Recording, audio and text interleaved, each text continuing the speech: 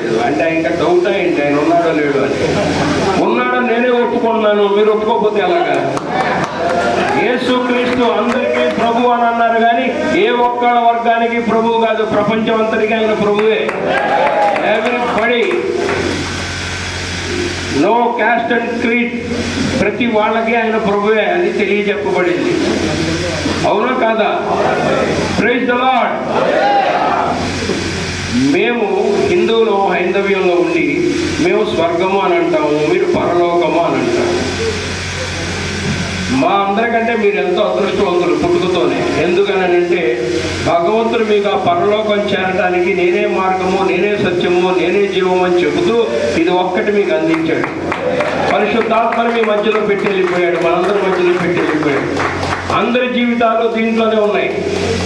ఆనందంగా ఉన్నప్పుడు చదివితే ఒక రకంగా ఉంటుంది, బాధతో ఉన్నప్పుడు చదివితే ఒక రకంగా ఉంటుంది, నష్టపోయినప్పుడు చదివితే ఒక రకంగా ఉంటుంది, అద్భుతమైన విజయాలు పొందితే ఇంకో రకంగా ఉంటుంది. ఏ దారి తెలియకపోయినా కూడా ఇది పట్టుకుంటే ఒక దారి ఓపెన్ అవుతుంది. అటువంటి అదృష్టవంతులు అంటే ఒక లిఫ్ట్ అనమాట. ఒక లిఫ్ట్ ఎక్కి పరలోకానికి వెళ్ళిపోవచ్చు. మేము ఎక్కాలంటే రకరకాల మార్గాలు, రకరకాల శాస్త్రాలు తిప్పి తిప్పి తిప్పి తిప్పి గోల గోల గోల.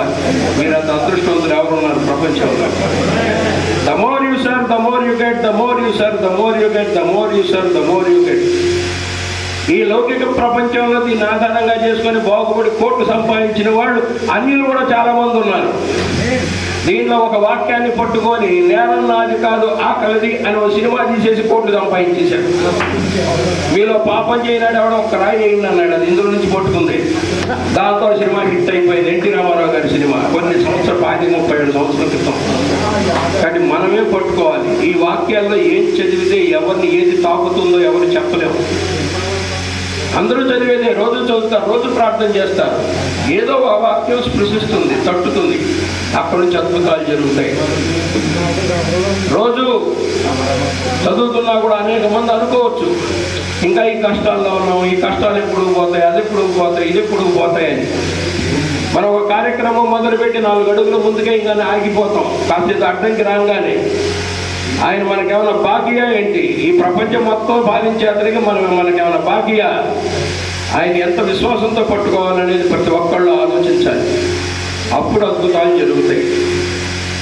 అంతేగాని ఆయన ఇవ్వడానికి సిద్ధంగా ఉన్నాడు, పుచ్చుకోవడానికి మనం సిద్ధంగా ఉండాలి. We must be ready to receive.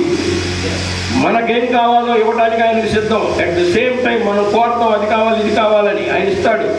కానీ మీకు ఏది మంచిదో అది ఇవ్వడానికి సిద్ధంగా ఉన్నాడు అనేది గుర్తించాలి.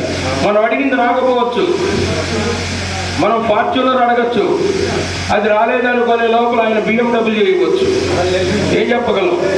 మనం సింగిల్ బెడ్రూమ్ హౌస్ ఇస్తే చాలు జగన్ అనుకోవచ్చు. నీకెందుకురా సింగిల్ బెడ్రూమ్, నువ్వు నా కార్యక్రమంలో ఉంటూ నీకు ప్యాలెస్ ఇస్తానంటాడు. అవి ఆలోచించాల్సిన అవసరం లేదు. పిలిస్తే స్పీడ్గా పలిగేటువంటి దేవుడు. ఒక్క క్రిస్టియానిటీయే కాదు, బైబిల్ పట్టుకుని ఎవరు పిలిచినా పలుకుతాడు ఆయన. ఆయన గొప్పతనం.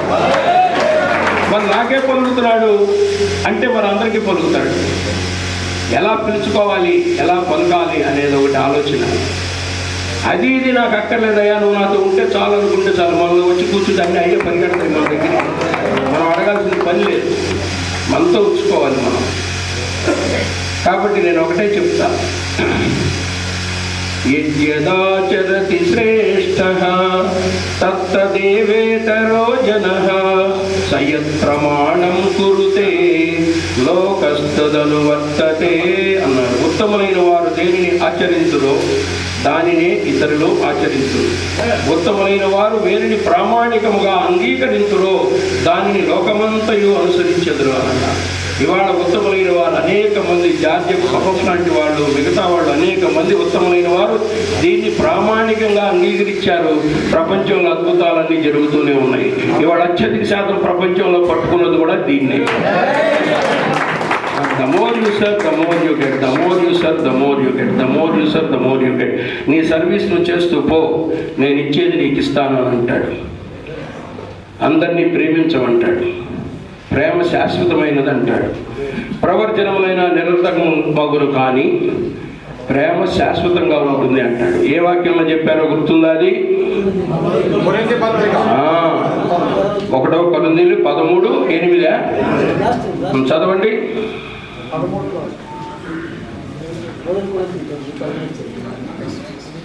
1 కొరింథీయులు 13:8. నేను చెప్పింది కరెక్టే.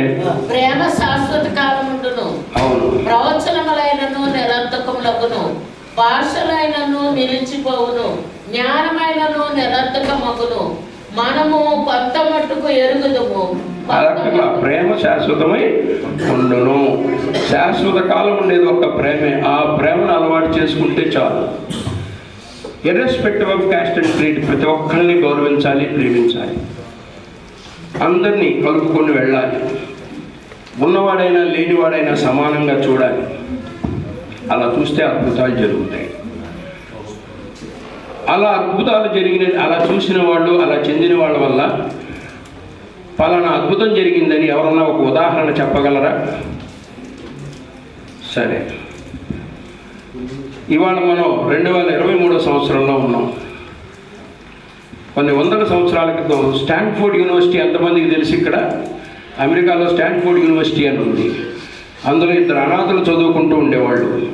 ఆ 2 అనాథులు ఫీజులు కట్టడానికి నానా తంటాలు పడేవాళ్ళు. ఎవరో ప్రవీణ్ లాంటి వాళ్ళు ఇంకొకళ్ళు సహాయం చేస్తే మొత్తానికి అందులో యూనివర్సిటీలో చేరారు వాళ్ళు. వాళ్ళు ఏమనుకున్నారంటే నెక్స్ట్ ఇయర్కి మనం ఫీజు కట్టాలంటే మనం ఏ రకంగా ఫీజు కట్టాలని ఆలోచించారు. ఏదన్నా మన యూనివర్సిటీలో ఒక ప్రోగ్రాం పెట్టి టిక్కెట్లు అమ్మి ఆ టిక్కెట్ల ద్వారా వచ్చిన డబ్బుతో మనం ఫీజులు కట్టుకొని పుస్తకాలు కొనుక్కుందామని ఆలోచించి ఒక మ్యూజికల్ కన్సర్ట్ పెట్టాలని